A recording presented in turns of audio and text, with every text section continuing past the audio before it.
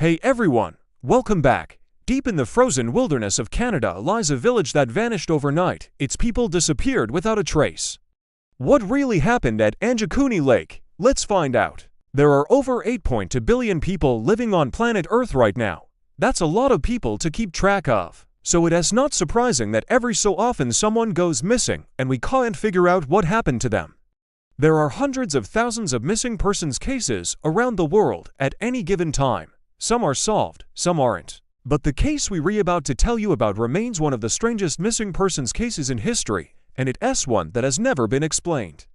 In the hard-to-reach area of Canada's Hudson Bay, deep within the barren lands of northern Ontario, there's a lake called Anjikuni Lake. On January 24, 1930, a man named Joe Diane, a fur trapper who was working for the Hudson's Bay Company, was making his way across the ice-jammed lake when he came across something strange. The ice suddenly gave way and opened up, revealing a hole in the frozen surface below. As he approached the hole, he heard a splashing sound and saw the head and shoulders of a man trying to claw his way out of the water.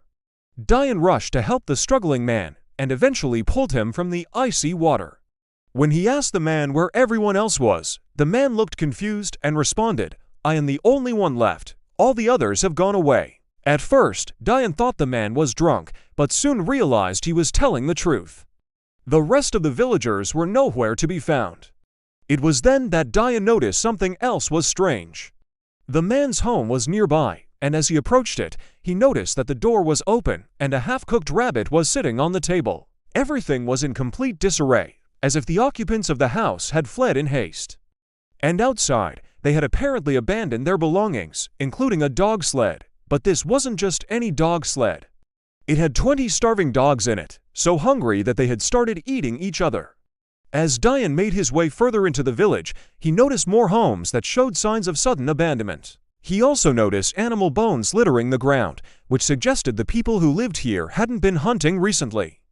Instead, they'd simply been gathering berries. This wasn't a normal occurrence.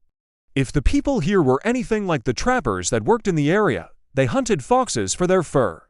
They didn't eat berries. As the sun began to set, Diane found a place to stay the night. When morning arrived, he continued his search to see if he could find anyone else.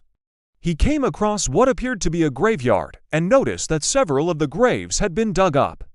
As he searched further, he found more and more evidence of grave robbing. In fact, almost every single house he came across had its graves dug up. What was going on here? Where were all the villagers? Had they all gone insane and decided to abandon their homes and possessions before killing each other and digging up their dead? Was this a ritualistic cult, or was there some other explanation for what he was seeing? Diane would never get an answer.